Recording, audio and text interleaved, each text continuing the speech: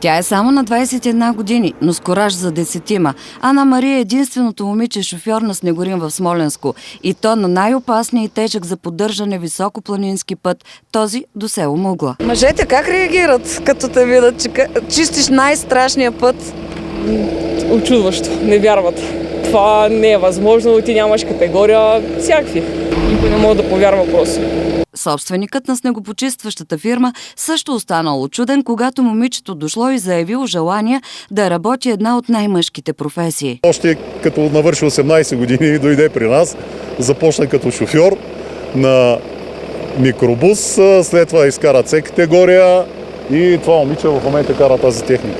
Снегопочистващата техника? Снегопочистващата техника кара тя, да. Зарадвах се, защото наистина не съм очаквал, че жена може да направи такава стъпка и казах, давай, стоя зад тебе, изкарваш С категория, качваме те на камион. В момента има даже Е категория, кара и тир.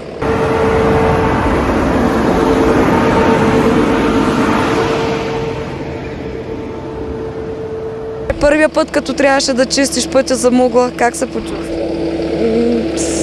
Нямах такива проблеми. Качвам се и тръгвам. Само момиче, без обхват. Така е. Страшничко се. Как преодоляваш?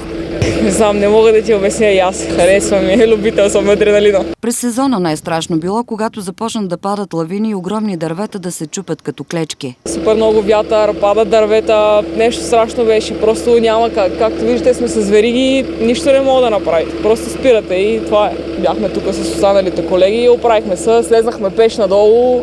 Просто беше много страшно, наистина. Това не те оплаши днес пак? Не, за мен няма страшно. Просто се качвам и тръгвам. Родителите ти как реагират? Първо бяха в шок. Естествено, че много се притесняват, но в същото време се гордеят. Имате ли доверие? Естествено, че имаме доверие. От малка Ана Мария има страст към големите машини. Затова избира на абитуренския си бал да отида с камион. Когато снегопочистващия сезон свърши, от багера ще се качи на тира. Другата и голяма страст е гората. Затова учи и задочно в Лесотехническия университет в София.